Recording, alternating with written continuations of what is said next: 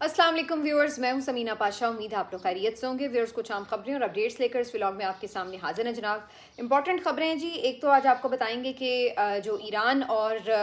America के दरमियान सालसी की बात हो रही है, उसके ऊपर क्या अब पेशरफ्त है और दफ्तर खारजा की तरफ से इस सिलसिले में क्या वार्निंग जारी की गई है। इसके साथ साथ आज ये भी आपको बताएंगे कि जो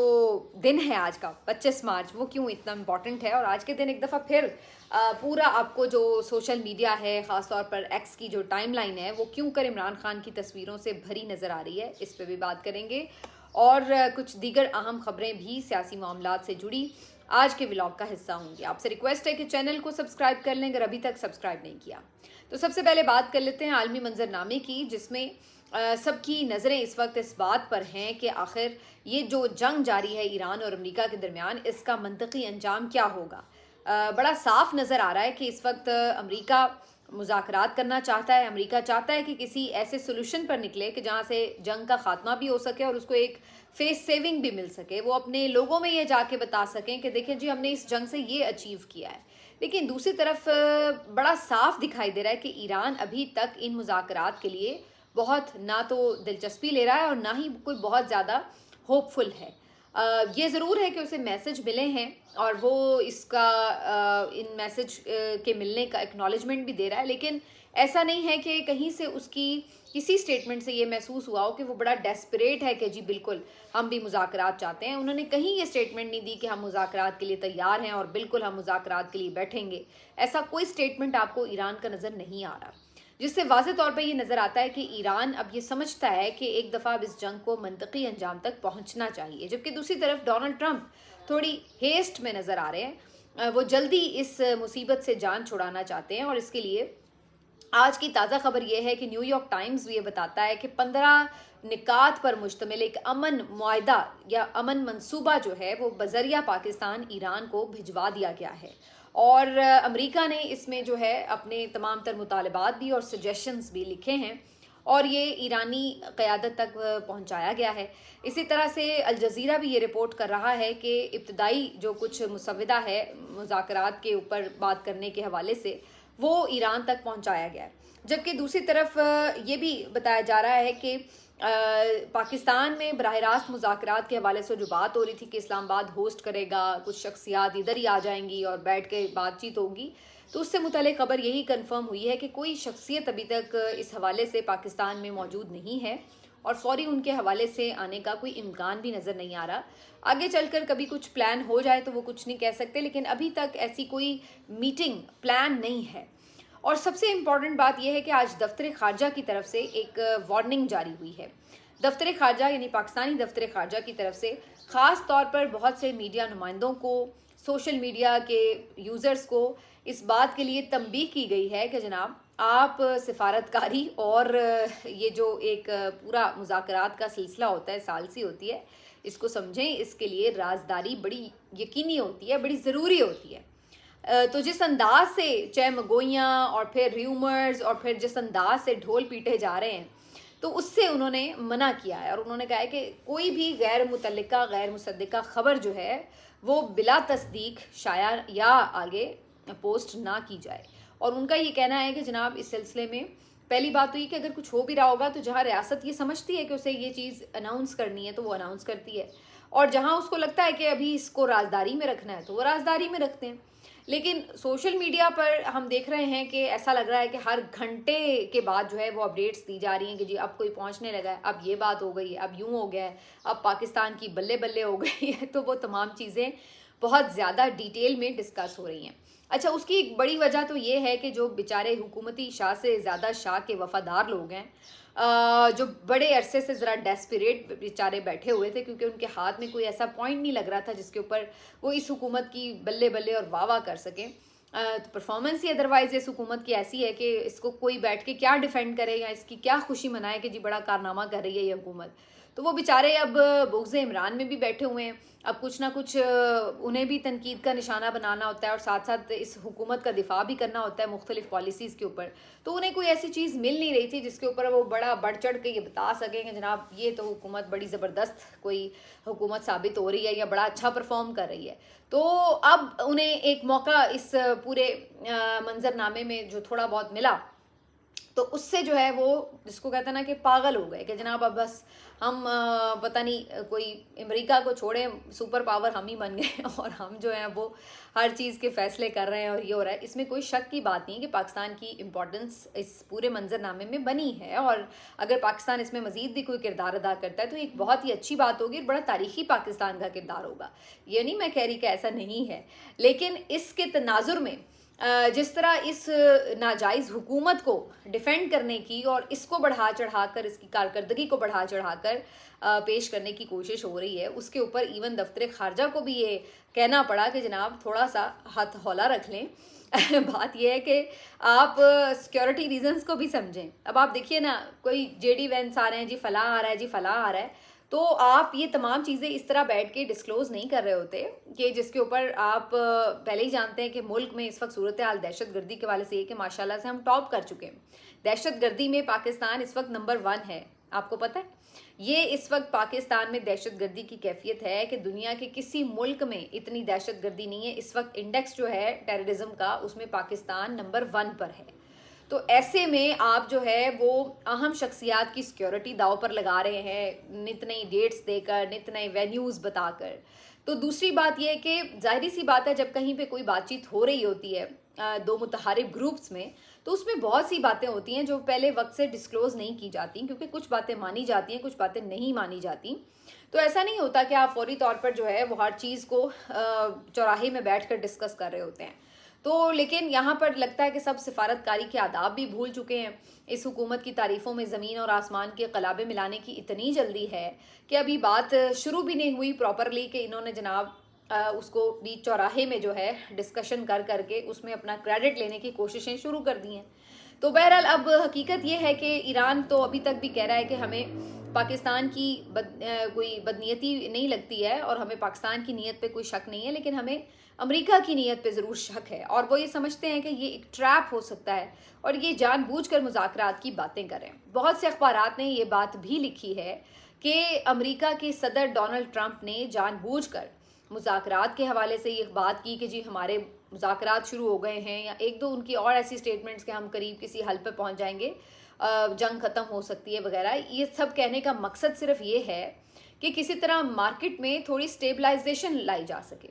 مارکیٹ جو ہے وہ چونکہ جنگ کے دنوں میں بہت زیادہ عدم استحکام کا شکار ہے. آئل پرائسز آپ دیکھ رہے ہیں کہ کس طرح آسمان کو چھو رہے ہیں, اور اوور آل جو مارکیٹ کی مندی دکھائی دے رہی ہے تو اس کی وجہ سے ان کے الائز بھی خفا ہو رہے ہیں. تو ڈونلڈ ٹرمپ جان بوجھ کے بھی اس طرح کے سٹیٹمنٹس دیتے ہیں تاکہ وہ مارکیٹ میں ایک تاثر یہ دے سکیں کہ جناب سب نارمل ہو جائے گا اور کوئی ایسی چیز نہیں ہے, اس کیوس کو سمیٹ سکیں. اور ہم یہ دیکھتے بھی ہیں کہ یہ وقتاً فوقتاً چیزیں کام بھی آئی ہیں, اور ایک دو جگہ پر ایسا ہوا کہ ایک دم فیول پرائز جو ہیں وہ تھوڑے سے نیچے بھی آئے. تو یہ تمام جو ہے وہ ٹیکٹکس بھی ہو سکتے ہیں, اور ایران بھی ان تمام چیزوں کو اسی طرح اسی تناظر میں بھی دیکھ رہا ہے کہ صرف یہ نہیں کہ آنکھیں بند کر کے ٹرک کی بتی کے پیچھے لگ جاؤ, بلکہ وہ دیکھ رہا ہے کہ واقعی یہ اپنے مفاد کے لیے اس طرح کی انگیجمنٹس شروع ضرور کرتے ہیں, لیکن ضروری نہیں کہ ان کی نیت بھی ایسی ہو. دوسری بات یہ کہ ایران جو ہے اپنی شرائط کے اوپر جنگ بندی کی طرف جائے گا, اور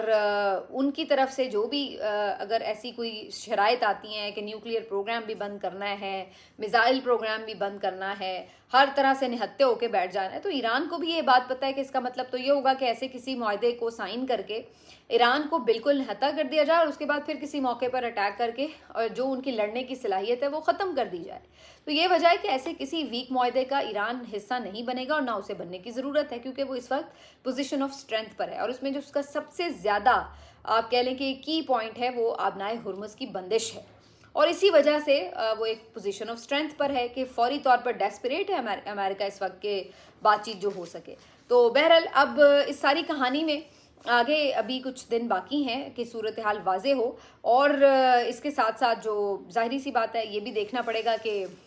بات چیت کس نہج کی طرف جاتی ہے. سعودی عربیہ کا کردار بڑا امپورٹنٹ ہوگا اس پورے تناظر میں, جو کہ تھوڑا بیک پہ ہے لیکن بہرحال ہے. تو یہ تمام چیزیں جو ہیں وہ چل رہی ہیں. اسرائیل میں آج ایک بڑا عجیب و غریب منظر دیکھا گیا, اور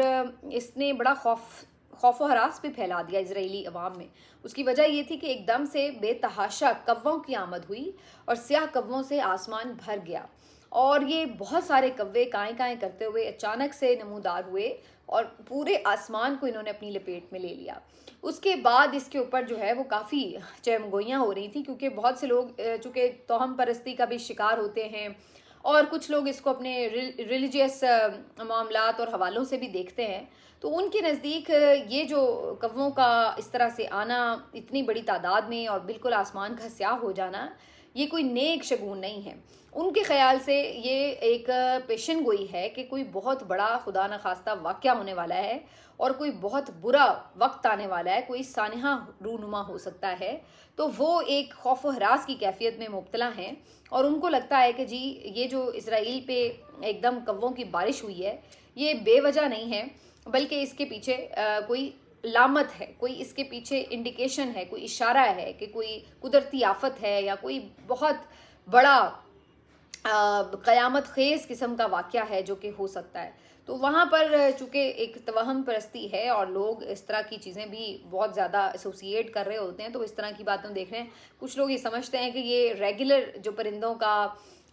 ہجرت کرنا ہوتا ہے مختلف موسموں میں، تو یہ اس حوالے سے کوئی ایکٹیویٹی ہو سکتی ہے۔ تو بہرحال آج یہ خبر جو ہے وہ کافی زیادہ دلچسپ ہوئی تھی، لیکن سوشل میڈیا پر آج ایک دفعہ پھر عمران خان چھائے ہوئے تھے، اور عمران خان کی تصویروں سے سوشل میڈیا بھرا ہوا تھا۔ اس کی وجہ یہ تھی کہ آج ہے 25 مارچ، اور آج سے ٹھیک 34 سال پہلے عمران خان صاحب کی قیادت میں پاکستان کرکٹ ٹیم نے اپنا پہلا اور واحد ون ڈے انٹرنیشنل کا ورلڈ کپ جو تھا وہ جیتا تھا، اور یہ ایک وہ سنہری وکٹری ہے جو کہ آج تک پاکستان کی کرکٹ کی شان ہے، اور یہ پاکستان کے لیے ایک نہ بھولنے والا دن ہے جب پاکستانیوں کو یہ ایک عظیم کامیابی بھی ملی، یہ خوشی ملی۔ اور عمران خان اس وقت کیپٹن تھے، اور اس وقت کی جو وننگ ٹیم تھی اس کے تمام کھلاڑی جو ہیں وہ آج تک سٹارز اور ہیروز کی طرح دیکھے جاتے ہیں، کیونکہ یہ ایک بہت بڑی کامیابی تھی جو پاکستان نے اس وقت سمیٹی۔ اس کے بعد سے آنورڈز ابھی تک اتنا بڑا جو گول ہے وہ اچیو نہیں کر سکی پاکستان کی ٹیم۔ میں آنیسٹلی سمجھتی ہوں کہ اس کے بعد بھی ایک دو ٹیمز ایسی تھی پاکستان کی جو بہت اسٹرانگ ٹیم تھی، خاص طور پہ جو 99 ورلڈ کپ کی ٹیم تھی وہ بے حد زبردست ٹیم تھی، اور وہ فائنل تک پہنچی بھی تھی، لیکن انفارچونیٹلی وہ نہیں ون کر سکی تھی۔ لیکن میں سمجھتی ہوں کہ وہ 92 ورلڈ کپ کی ٹیم سے زیادہ تگڑی ٹیم تھی، لیکن قیادت کا بھی فرق ہوتا ہے، اور عمران خان نے ایک ایوریج ٹیم کے ساتھ جو ہے یہ ورلڈ کپ جیت کے دکھایا اور قوم کو ایک لازوال خوشی دی۔ آج کے دن انفو ہو یا دیگر جو سپورٹس چینلز کی ویب سائٹس ہیں، چینلز ہیں، وہ عمران خان کو خراج تحسین پیش کرتے نظر آ رہے ہیں۔ ان کی تصاویر اپلوڈ ہوئی ہیں، اور ہر کوئی ان کو جو ہے وہ ایڈمائر کر رہا ہے کہ وہ آل ٹائم اگر دیکھا جائے کہ گریٹسٹ کرکٹرز جو ہیں ورلڈ کے، ان میں ان کا نام جو ہے اس لسٹ میں ہمیشہ شامل رہے گا، اور لوگ ان کو باہر کے ملکوں میں بھی بہت زیادہ عزت و احترام دیتے ہیں، خاص طور پر کرکٹ کے حوالے سے۔ تو آج کے دن پاکستانی بھی انہیں اس کارنامے پر یاد رکھے ہوئے ہیں، لیکن انفارچونیٹلی پاکستان کی سرکاری سطح پر عمران خان صاحب سے سیاسی مخالفت کی بنا پر اس دن کو اس طرح سے سیلیبریٹ اب نہیں کیا جاتا۔ بہرحال ایک پازیٹیو چیز یہ ضرور تھی کہ پی سی بی نے البتہ آج کے دن عمران خان صاحب کی ورلڈ کپ ٹیم کے ساتھ ایک تصویر بھی اپلوڈ کی ہے، اور اس میں 92 ورلڈ کپ کی آج کی وکٹری کا ذکر بھی کیا ہے، اور اس کو خراج تحسین بھی پیش کیا ہوا ہے۔ لیکن اس کے علاوہ ہمیں سرکاری سطح پر آج کے دن اس حوالے سے کوئی بات نظر نہیں آتی، اور بالکل اس معاملے کے اوپر پہلی دفعہ نہیں ہے، پہلے بھی ہم دیکھ چکے ہیں کہ عمران خان کو ایون ان کی کرکٹ کی خدمات کے اوپر بھی کوشش کیا جاتا ہے کہ نہ ہی ڈسکس کیا جائے، اور ان کی تصاویر یا ویڈیوز ان کو غائب کرنے کی کوشش کی جاتی ہے میڈیا کے اوپر سے۔ آج بلکہ میں اس حوالے سے ایک سٹیٹمنٹ دیکھ رہی تھی 2-3 دنوں سے، بلکہ کافی سہیل احمد صاحب جو بہت معروف کامیڈین ہیں، ان کی بہت زیادہ سوشل میڈیا کے اوپر ٹرولنگ بھی چل رہی تھی، اور بڑا غصہ کا اظہار کر رہے تھے پی ٹی آئی کے فینس، اور وجہ یہ تھی کہ انہوں نے ایک موقع پر عمران خان صاحب کے حوالے سے عید شو میں کچھ ایسی بات کی کہ جی وہ کوئی پہلی دفعہ ان کے ساتھ ایسا نہیں ہو رہا، لوگ تو پھانسی بھی چڑھ گئی۔ وہی جو ایک اکثر ہم وتیرہ دیکھتے ہیں کہ جی ظلم کو جسٹیفائی کیا جا رہا ہوتا ہے کہ جی پہلے بھی یہ ہو چکا ہے تو فلاں جگہ یہ کون سی بڑی بات ہے، ان کے ساتھ تو کچھ نہیں ہو رہا۔ تو گویا ایسے محسوس ہو رہا ہوتا ہے کہ ایسا کہنے والے لوگ یہ چاہ رہے ہیں کہ جی ان کے ساتھ بھی یہ کرو پھر ہی ہمیں تسلی ہوگی، تو کچھ ایسا ان کا جیسچر جو ہے وہ محسوس ہو رہا ہوتا ہے، جو کہ میرا خیال ہے بڑا غیر حساس سا رویہ ہے۔ اگر آپ یہ دل میں سمجھتے بھی ہیں کہ کسی اور شخص نے زیادہ تکالیف اٹھائی ہوئی ہیں تو اس میں کوئی مذائقہ نہیں ہے، آپ بالکل یہ سمجھیے، اور کسی اور شخص کو آپ اپنا بڑا ہیرو سمجھتے ہیں اس میں بھی کوئی مذائقہ نہیں ہے۔ लेकिन किसी भी दौर के छोटा ज़ुल्म हो या बड़ा ज़ुल्म हो, उसको जस्टिफ़ाई करने की कोशिश जो है वो किसी तरह भी सराही नहीं जा सकती। लेकिन दूसरी तरफ मैं ये भी समझती हूँ कि पाकिस्तान तहरीक-ए-इंसाफ़ के जो सपोर्टर्स हैं, वो भी इस बात को अंडरस्टैंड नहीं करते कि हर किसी की अपनी चॉइस हो सकती है। अगर किसी को इमरान खान नहीं पसंद, तो आप ज़बरदस्ती उनको इमरान खान नहीं पसंद करवा सकते। आज मैं देख रही थी कि उन्होंने एक और स्टेटमेंट दिया हुआ था कि क्रिकेट में तो इमरान खान को हम हीरो मान सकते हैं, लेकिन सियासत में इमरान खान को हम हीरो नहीं मान सकते। तो सुहेल अहमद साहब की अपनी एक ज़ाती राय है, आप उससे इत्तेफाक करते हैं, नहीं करते हैं, ना करें। और वो कोई ऐसे फ़ैसला साज भी नहीं है, कोई वो सियासी तज्ज़ियाकार की हैसियत भी नहीं रखते। तो एक अपनी चॉइस हर इंसान की हो सकती है, उनको नहीं पसंद तो नहीं पसंद, इसमें क्या फ़र्क पड़ता है। लेकिन पीटीआई के लोग ये चीज़ बर्दाश्त करने के लिए तैयार ही नहीं होते कि भाई इमरान खान को आपने ऐसा कहा तो कहा क्यों। तो ये जो एक वजह बनी हुई है इस वक्त कि सोशल मीडिया पर सुहेल अहमद साहब की भी काफ़ी ज़्यादा ट्रोलिंग भी हो रही है, बड़ी उनके ऊपर तनकीद भी हो रही है। अदरवाइज़ सुहेल अहमद साहब एक बहुत बड़े कॉमेडियन हैं, यकीनन हैं। लेकिन मैं समझती हूँ कि जब आपको पता हो कि कौम के लीडर जो हैं पॉपुलर लीडर हैं और वो मसाइब का शिकार हैं, तो आपको नापसंद भी हो, तो मेरा ख़्याल है कि आप अपने बाज़-औक़ात जो है वो जिसको कहते हैं कि ख़यालात को